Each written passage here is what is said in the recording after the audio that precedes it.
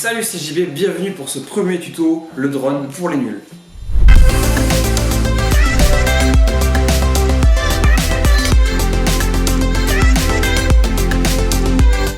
Alors, moi ça fait quelques années que je fais du drone, j'ai commencé à l'époque avec le Phantom 1 et au fur et à mesure j'ai évolué jusqu'au Mavic Pro, jusqu'à ce petit bijou, où je me suis arrêté parce qu'aujourd'hui il a vraiment tout ce qu'il faut pour ce que je fais moi au niveau des images et du rendu, tout ce que j'ai besoin. J'ai accumulé une petite expérience quand même au niveau du drone, des images, des réglages, de la préparation et après pour tout ce qui est après aussi un peu en post-prod.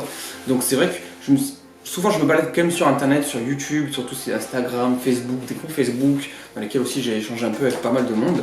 Et c'est vrai que souvent je vois quand même de très belles images avec de très beaux paysages ou des endroits vraiment magnifiques. Et en fait c'est juste dommage parce que le rendu final n'est pas top, parce qu'au niveau du montage ou au niveau de la préparation ou au niveau de comment c'était filmé, en fait il y a quelques petits détails qu'il faudrait juste remettre un peu pour arriver à des montages superbes.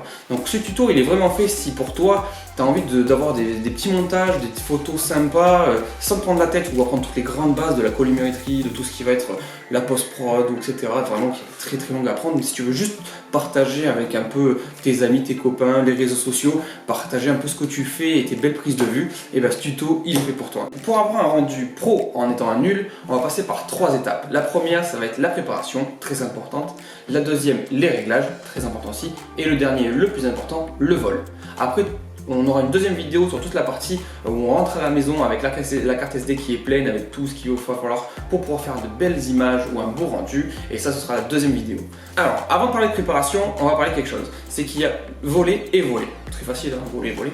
Donc, il y a le fait de voler pour s'amuser avec le drone. Moi, ça m'arrive souvent de prendre le Mavic et d'aller voler juste pour m'amuser sans avoir à vouloir ramener des images ou autre. Et il y a le vol où on voit un point précis pour avoir des images, un rendu, où on va vouloir garder un souvenir de ce vol là, ou même pour partager après sur les réseaux sociaux ou auprès de ses amis, sur tout ce qui va être YouTube ou autre, voilà, à ce niveau là. Donc c'est vrai que c'est plus de ce type de vol là qu'on va parler. Bon, maintenant qu'on a bien fait la différence entre les deux, on va pouvoir commencer à parler de la préparation. La préparation passe par deux choses. Donc la première, c'est la préparation du vol. Donc c'est-à-dire l'endroit, le lieu et tout ce qui est autour.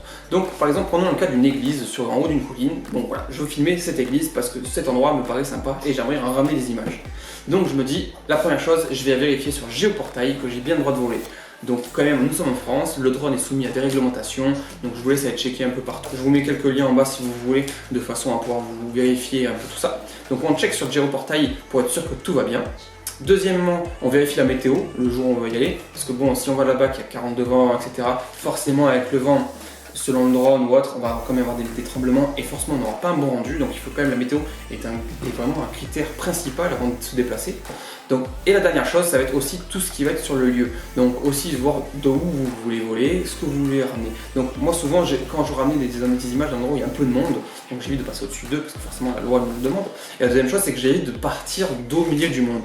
Parce qu'il n'y a rien de pire que quand on est en train de voler, que tout le monde est comme ça en train de regarder. C'est un drone? Ah, je peux voir? Ah oui, etc. Donc rien de pire. Donc souvent je regarde un peu plus loin, de pouvoir décoller dans un endroit tranquille et de pouvoir ramener jusqu'à l'endroit où je veux filmer pour avoir les images que je veux. Donc ça c'est toute la partie vraiment, on va dire, administrative, checker pour être sûr que tout est ok. Donc à ce moment-là, quand tous les feux sont verts, on est ok, on sait le jour, c'est le jour J, on y va. Alors là, on arrive à la deuxième chose, ça va être la partie matérielle. Donc il faut bien être sûr que on vérifie ses hélices pour éviter les tremblements, on va vérifier que tout est ok, que l'objectif n'est pas sale, qu'on a tout ce qu'il faut pour voler, batterie, les batteries sur la télécommande, sur le téléphone pour ceux qui volent avec le téléphone ou autre. Voilà. Donc ça c'est aussi quelque chose de, on va dire, primordial, dans le sens où si on arrive là-bas, qu'on a la moitié de la batterie, qu'on a une hélice qui bouge, etc. Donc forcément ça va vibrer, on va vouloir aller vite et c'est là où il y a une connerie qui arrive. Ok. Donc ça c'est vraiment toute la partie préparation post-vol. Maintenant, on va parler de l'étape numéro 2. Alors, les réglages. Donc pour commencer, on va parler des réglages du drone tout simplement, donc dans l'application ou autre. Donc moi je ne vais pas parler de chaque drone parce qu'il y a tellement de drones et en plus je ne les connais pas tous, ce serait hyper long. Ce que je vous invite à faire, c'est d'aller sur YouTube, de taper directement le nom de votre drone avec réglage à côté et vous pouvez regarder les vidéos qu'il y a. Donc moi c'est vrai que par exemple pour le Mavic Pro, je me suis inspiré de la vidéo de Grain et d'Olivier Schmitt. Donc c'est vraiment deux vidéos qui m'ont permis de vraiment comprendre comment marche le drone et comment avoir vraiment un très bon rendu avec. Donc je vous laisse les vidéos en dessous en lien de façon pour tous ceux qui ont un Mavic qui voudraient les regarder. Et dans un deuxième temps, on va parler de tout ce qui va être les réglages, on va dire plutôt matériels. Donc première chose, les filtres ND, très important. Aujourd'hui, c'est comme si vous allez en plein soleil sans lunettes de soleil, vous allez plisser les yeux, juste placer les yeux et vous allez avoir moins d'informations qui rentrent. Donc ça nous permet de garder comme lunettes de soleil, de pouvoir garder les yeux ouverts et de faire entrer le maximum d'informations. Donc ça c'est vraiment très important quand on va avoir un rendu. Moi ça m'est déjà arrivé par exemple d'avoir en Sardaigne, de voler en plein milieu de l'après-midi avec mon filtre ND16 et de pouvoir avoir un rendu sympa. Donc un maximum d'informations, même au niveau de la mer, la couleur bleue. Et la deuxième chose, c'est la batterie. Avoir plusieurs batteries, c'est très important parce qu'il n'y a rien de pire que d'arriver sur un endroit, de vite voler et de se dire il faut aller vite, il faut aller vite, il faut aller vite parce que j'ai pas le temps. D'avoir plusieurs batteries, c'est de dire j'ai le temps, je vais pouvoir faire mes vols et vraiment voir ce que je veux comme rendu, vérifier que tout est ok et sinon recommencer et de pouvoir bâcler tout ce qui va être vraiment la prise de vue qui est la plus importante. Donc vraiment, avoir plusieurs batteries ou avoir le temps en vol, parce qu'il y a des batteries maintenant, on arrive à plus d'une demi-heure de vol, donc vraiment d'avoir le temps en vol pour ramener les images qu'on veut. Si on voit un endroit où il y a 4 endroits filmés et qu'on a 2 batteries, ça va être compliqué. Donc voilà, il faut vraiment aussi calibrer ces vols avec le nombre de batteries qu'on a et le rendu qu'on veut. Ok. Donc maintenant qu'on a vu les réglages, que vous avez pu voir et checker comment on fait pour régler vos drones et que vous avez ce qu'il faut comme matériel, on va passer à la dernière étape et la plus rigolote, le vol. Bon, maintenant ça y est, on est sur le terrain, on est prêt. Donc j'ai regardé si je avais le droit de voler, j'ai choisi mon spot. Donc ici on est sur la hauteur de la Ciotat. J'ai regardé jusqu'à quelle hauteur je pouvais filmer et ce que j'avais le droit de faire. Donc la météo, elle est bonne, on peut le voir, ciel bleu, pas de vent, rien. Donc tout est parfait pour un vol parfait. Donc à ce moment-là, tout ce qui est au préalable, j'ai checké, on est bon. Maintenant, on va passer à la partie le vol. Donc pour le vol, il faut savoir qu'il y a 3 choses importantes. La première, c'est la fluidité. La deuxième chose, c'est la fluidité. Et la dernière, la fluidité. Il n'y a rien de pire que de regarder une vidéo de drone ou une vidéo dans laquelle les images de drone sont intégrées dans un montage complet où là, on voit le drone qui bouge dans tous les sens et ça ne donne pas du tout envie de rester. Donc par exemple, comme ça. On est d'accord, on n'a pas envie de regarder la vidéo jusqu'à la fin. Donc pour ça, il va falloir qu'on soit super fluide. Et pour être super fluide, il faut aussi qu'en face de ça, on mette des plans. Donc les plans, c'est comment, quelle utilisation du drone, où je mets ma caméra, etc. Et pour ça, je vous montre les 5 plans que moi j'utilise le plus et que je préfère. C'est parti! Le premier plan et le plan le plus basique, c'est le tout droit. Ça va être le fait de fixer un point au loin et de se dire je vais aller tout droit jusqu'à ce point pour pouvoir avoir des images sympas. Donc le fait c'est qu'il faut vraiment faire attention à ne pas bouger ou autre, il faut vraiment aller juste mettre le levier tout droit à bouger, de fait à ce que vous voulez plus tard accélérer cette vidéo, que vous puissiez le faire. Parce que si vous-même vous bougez pendant un tout petit peu pendant le vol, en accéléré, ça va se voir. Donc c'est vraiment le fait de voler tout droit vers un point en touchant qu'un seul joystick. Après plus tard, ou si vous vous sentez, ou si vous y arrivez tout simplement, le fait de mettre l'objectif vers le bas et au fur et à mesure de lever tout doucement l'objectif vraiment vers le haut, de fait à pouvoir découvrir, voilà, ça c'est vraiment une petite alternative qui est vraiment super. Le deuxième point, c'est le point d'intérêt. Donc le point d'intérêt, ça va être le fait de tourner vraiment autour par exemple d'une église, d'une pointe ou d'un arbre, de quelque chose. Ça va être vraiment le fait de tourner tout autour d'un point et de remettre vraiment au centre de votre objectif ce que vous aimez. Donc c'est déjà embarqué dans certains drones de version automatique. Moi personnellement c'est embarqué mais je le fais plutôt à la main. Donc le fait c'est de pouvoir jouer avec 2 joysticks en opposé, hein, donc rotation et le mouvement latéral, de façon de pouvoir faire un mouvement. Vraiment un arc de cercle. Donc ça c'est vraiment pas mal, ça permet vraiment de jouer sur 2 plans, entre le premier plan avec ce que vous voulez mettre au centre et l'arrière-plan qui paraît vraiment lointain souvent, et souvent c'est vraiment de superbes images. Troisième plan, le basse attitude. Ça va être le fait de voler bas de façon à vraiment avoir un rendu rapide, c'est vraiment très immersif et c'est vraiment très dynamique. Ça vous permet de pouvoir vraiment mettre comme si on était en train de voler à rade et de mettre un peu la personne qui regarde, regarder, oh mais, ah oui quand même.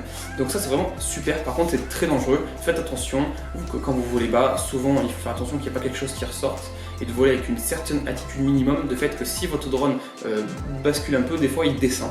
Voilà, vraiment du fait de pouvoir basculer, la vitesse fait qu'il peut descendre et si vous perdez trop d'attitude, voilà, ça va très vite. Donc faites attention avec ce plan-là. Au début, entraînez-vous vraiment à 1 mètre, 50, 75, voilà. Vraiment descendre au fur et à mesure quand vous en avez besoin. Moi personnellement, je descends jamais en dessous de 0,5 m parce que après je me dis ça va trop vite vraiment. Donc ça m'est déjà arrivé une fois de planter un Phantom 2 comme ça, donc à éviter. Le quatrième plan, c'est la découverte. C'est le fait de jouer avec deux niveaux de vidéo. Le premier, c'est par exemple un arbre, où vous êtes derrière un arbre et vous vous levez et derrière on voit un barrage, voilà, vraiment ce que vous voulez montrer. Ça va être vraiment le fait de jouer et de se lever d'un coup et de montrer ce qu'on voulait voir à la base. Vraiment le cacher voilà, sur le côté ou avec un mouvement latéral, etc. Voilà, ça va être vraiment là-dessus qu'on va jouer. Et le dernier est un des plans que j'adore vraiment, c'est le fameux follow me. Ça va être le fait de suivre vraiment un objet, quelque chose en mouvement, de le suivre directement, une voiture, un vélo, même quelqu'un qui marche. Voilà, c'est vraiment quelque chose que j'adore. Dans certains plans, on le voit souvent en haut des collines ou en haut des montagnes, quelqu'un qui marche avec le drone qui le suit de façon automatique. Parce que souvent, c'est intégré dans les drones. Alors si c'est pas intégré dans les drones, c'est là où il faudra faire vraiment très attention parce que c'est vraiment quelque chose où la fluidité va être compliqué à avoir parce que votre objet va avoir des mouvements, il faudra être assez haut de façon à ce que si votre objet bouge en bas, vous puissiez vous toujours continuer à être fluide et droit tout droit. Donc vraiment à bien préparer en amont.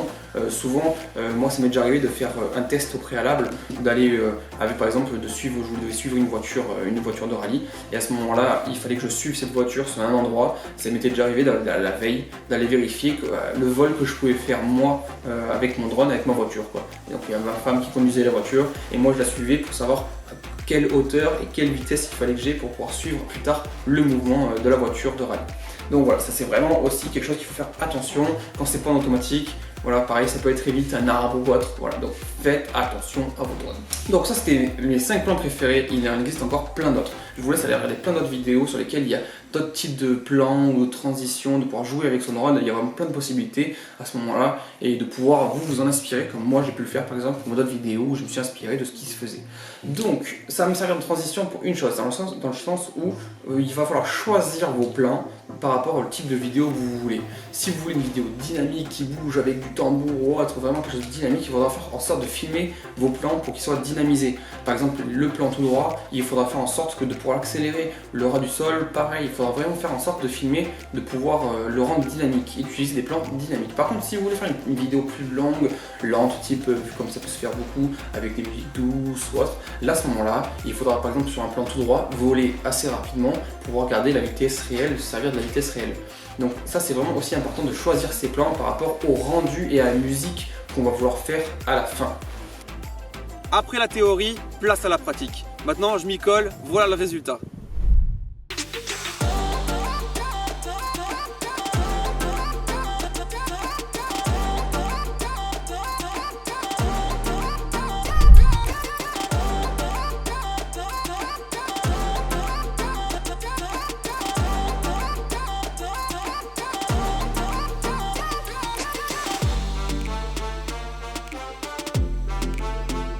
Donc ça y est, vous avez préparé votre vol, vous avez réglé votre drone pour avoir un bon rendu, vous avez volé tout en choisissant vos plans et le type de plan que vous voulez par rapport au type de vidéo que vous voulez faire. Donc tout ça c'est bon, vous avez la carte SD qui est pleine, maintenant c'est la partie post-prod qui arrive. Donc pour toute cette partie là, c'est l'objet de la prochaine vidéo du tuto des drones pour les nuls. Donc à ce moment là, je vous laisse vous abonner pour pas la louper pour la prochaine vidéo. Vous pouvez nous retrouver sur Instagram et sur Facebook, les liens sont en dessous. Et à ce moment là, venez nous parler si vous avez des questions, etc. N'hésitez pas, on se fera un plaisir de vous y répondre. Allez, salut, à plus!